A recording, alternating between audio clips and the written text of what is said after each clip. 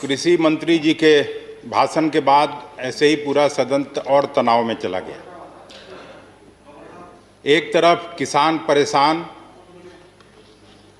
सीमाओं पर डटे हैं लाखों की संख्या में, और इधर जो भी किसानों के पक्ष में बोलता है भारतीय जनता पार्टी के लोग और सरकार की तरफ से लोग उनको बोलने नहीं देते हैं। मैं चाहता हूं, ऐसा कभी नहीं हुआ, अभी हो रहा था। आप क्यों मेरा समय ले रहे हैं? वो अब कर रहे हैं ना, अभी तो कर रहे हैं। एक तरफ कोरोना महामारी ने जिस तरह जनजीवन और अर्थव्यवस्था पर दुष्प्रभाव डाला है, वह मानव इतिहास में विश्व युद्ध के बाद कभी हुआ नहीं। और आज जिस स्थिति में, मैं जानता हूं समय की कमी है, इसलिए मैं सारी बातों का उल्लेख नहीं कर पाऊंगा, लेकिन मैं धन्यवाद देना चाहता हूं नेता प्रतिपक्ष आदरणीय गुलाम नबी आज़ाद साहब को, जिन्होंने आज की परिस्थिति के बारे में, किसानों के बारे में जो चिंता जाहिर की और जिस तरह से अपनी बात रखी, उसके बाद भी अगर सरकार को समझ में नहीं आ रही है ये बात, तो भगवान ही मालिक है। और मैं केवल इतना ही कह सकता हूं कि जो सरकार किसानों की उपेक्षा और अपमान करेगा, वो सरकार ज़्यादा दिन चलने वाली नहीं है। ये इतिहास बताता है। हम खुद एक किसान हैं और 2004 में कृषि महकमे का काम भी देखता था सरकार में रहते हुए। आदरणीय शरद पवार साहब मेरे बड़े सहयोगी थे, वरिष्ठ सहयोगी थे। वो कार्यकाल भी मैं देखा, और उस कार्यकाल में शरद पवार जी पूर्व के सारे, जब बजट पास होता था, कृषि विभाग पर कोई चर्चा होती थी, तो सारे कृषि मंत्री को बुलाते थे। स्वर्गीय चतुरानंद मिश्र जी को मैं देखा उनसे बात करते हुए। राजनाथ सिंह जी जो अभी आपके साथ मंत्री हैं, वो कृषि मंत्री रहे थे अटल बिहारी वाजपेयी जी के साथ, उनको बुलाते थे। स्वर्गीय बलराम जाखड़ साहब को बुलाते थे, प्रकाश सिंह बादल साहब को बुलाते थे, देवेगौड़ा जी को बुलाते थे। सबसे चर्चा करते थे, खुले तौर पर चर्चा करते थे। और पहली बजट में आदरणीय मनमोहन सिंह जी ने सभी किसान संगठन के लोगों को बुलाकर और बात किया था। और मैं फक्र के साथ कह सकता हूं, आपकी तरफ से बार बार ये 1.5 गुना आमदनी की चर्चा होती है, लेकिन जिस समय मैं मंत्री था, पहली बार ये फैसला हुआ। उस समय 11वीं पंचवर्षीय योजना चल रही थी। पहली पंचवर्षीय योजना से लेकर 11वीं पंचवर्षीय योजना तक पर अगर प्रकाश डाला जाए, तो कभी भी 10 रुपये, 20 रुपये, 50 रुपये प्रति क्विंटल भले ही बजट में एमएसपी के लिए बढ़ोतरी होती थी। और हमको अच्छी तरह से याद है कि स्वर्गीय वाजपेयी जी के प्रधानमंत्रित्व काल में जिस धान का कीमत 550 रुपये प्रति क्विंटल था, उसको मनमोहन सिंह जी के नेतृत्व वाली सरकार ने सीधे 1100 रुपये प्रति क्विंटल करने का काम किया था। सीधा दुगना करने का काम हुआ था। जो 620 रुपये प्रति क्विंटल गेहूं का कीमत था, उसको हम लोगों ने 1240 रुपये प्रति क्विंटल करने का काम किया था। और केवल यही नहीं, वाजपेयी जी के प्रधानमंत्रित्व काल में बैंकों से किसानों को इंटरेस्ट मिलता था 10% पर, और जो पूंजीपति और व्यवसायी लोग जब गाड़ी खरीदने जाते थे तो उनको मिलता था 8% पर ऋण। 8% पर। आप शायद उस समय हाउस में नहीं थे उस वक्त। So honorable member, you'll have to start concluding. Pawar साहब ने ये बात कह के और सीधे उसको 6% पर पहले लाने का काम किया, और अब 4% पर है। मेरा कहने का मतलब ये है, कांग्रेस पार्टी शुरू से किसान और खेती मेरी पार्टी की प्राथमिकता रही है, प्रतिबद्धता रही है। और हम आपको कहना चाहते हैं, कुछ साथी, हम जानते हैं समय कम है। Honorable member, you'll have to conclude now. Why should I have to conclude? Because your time is over. मैं बिहार से Your आता time हूँ, is over. क्या एक- करूँ? बिहार से आता हूँ।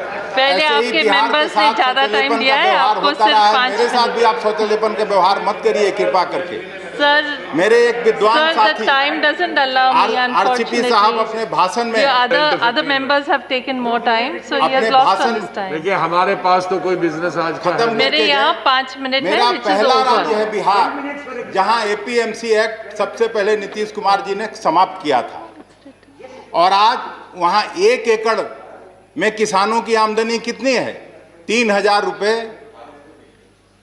पंजाब और दीपेंद्र हुड्डा जी के राज्य में सबसे ज्यादा जहां मंडियां काम कर रही थी, जहां न्यूनतम समर्थन मूल्य मिल रहा है, वहां 15,000 से ज्यादा 1 एकड़ में किसानों की आमदनी है। और यही कानून आप ला रहे हैं। डंकल प्रस्ताव आया था, उस समय भी विरोध हुआ था। क्यों विरोध हुआ था? क्योंकि किसानों के बीज पर आक्रमण हो रहा था। आज जो आप ला रहे हैं, जो भी कृषि मंत्री जी चले गए भाषण करके, लेकिन ये सीधा खेती और खलिहान पर आक्रमण है। इसमें आप बरगला नहीं सकते हैं। Please address और the जब आप chair, खेती honorable और member. Please address the किसान chair. पर And you will have आक्रमण to start करेंगे तो concluding. किसान खड़ा होगा। और इसी का जिक्र किया था उस दिन। पिछले बार भी जब आपकी सरकार थी तो आप लैंड एक्विजिशन बिल लाए थे, जमीन अधिग्रहण का बिल लाए थे, और उस समय भी जब किसान खड़ा हुआ तो आपको बिल वापस लेना पड़ा था। आप अहंग और अहंकार की लड़ाई कांग्रेस पार्टी से जरूर लड़िए, विपक्ष की पार्टियों से जरूर लड़िए। हो सकता है राहुल गांधी जी ने पहले ट्रैक्टर रैली कर लिया हो पंजाब में, उनसे आपको समस्या हो सकती है। आप इधर के नेताओं का सिक्योरिटी कम कर लीजिए, जितना कम करना हो, कोई समस्या नहीं है। घर खाली करवा लीजिए प्रतिपक्ष के नेताओं का, Please कोई conclude. समस्या नहीं है। लेकिन किसानों का खेत और खलिहान पर आक्रमण करना बंद करिए, नहीं तो एक बार जब ये किसान खड़ा होगा तो शासन चलाना आपके लिए मुश्किल होगा। ये बात मैं आपको कहना चाहता हूं। Thank you, thank और you. Sir, your time is over. In fact, there are 2 minutes. Bihar का given फैक्ट तो extra. रख लेने दीजिए। मैं I'm sorry, but time doesn't allow. नहीं, The schedule doesn't allow. 2 minute पिछले Please 4 conclude. वर्षों में Please conclude. 17-18 में 20,000 मीट्रिक टन गेहूं खरीदा गया, जो बिहार प्रदेश की पूरी उपज का 0.29% था।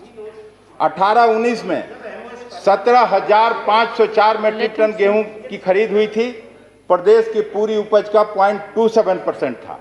2019-20 में 2,815 मीट्रिक टन गेहूं खरीद हुई, जो कि पूरी उपज का 0.4% था।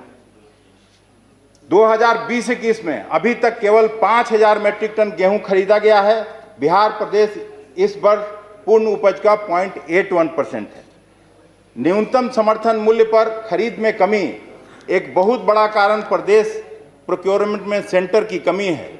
और ये केवल मैं नहीं कर रहा हूं, वहां के कृषि विभाग के जो सचिव हैं, उन्होंने भी भारत सरकार को चिट्ठी लिखी है और चिट्ठी में ये बातें स्वीकार की है कि वहां मिलिंग फैसिलिटीज नहीं है, वहां प्रोक्योरमेंट Honorable सेंटर member, नहीं है। please conclude. और You've already 2004 में exceeded मैं 3 आपको कह minutes. सकता हूं दावे के साथ कि पहली बार जब हम लोग यूपीए 1 की सरकार थी तो एफसीआई ने सबसे ज्यादा रिकॉर्ड खरीदारी 15 लाख मीट्रिक टन धान की थी, और वही आज तक का रिकॉर्ड है।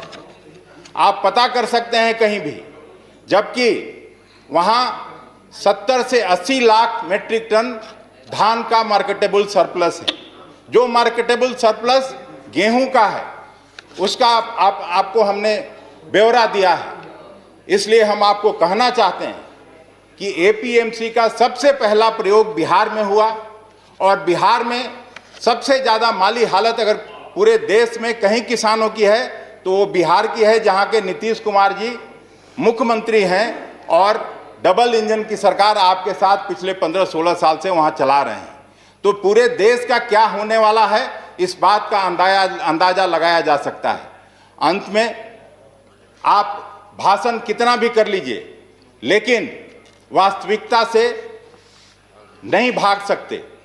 और वास्तविकता यही है कि किसान आपकी मंशा और मंसूबा अच्छी तरह से समझ चुके हैं, और इसीलिए लाखों की संख्या में दिल्ली को घेरा और डेरा डालकर बैठे हुए हैं और जब तक इन तीनों किसानों बिलों को आप वापस नहीं लेंगे तब तक किसान हटने वाले नहीं हैं, वो वैसे ही डटे रहेंगे और हम उनके सपोर्ट में हैं। और पूरा 16 पार्टी उस समय भी जब आप कानून ला रहे थे, चर्चा कर रहे थे, तब भी हमने कहा था। धन्यवाद।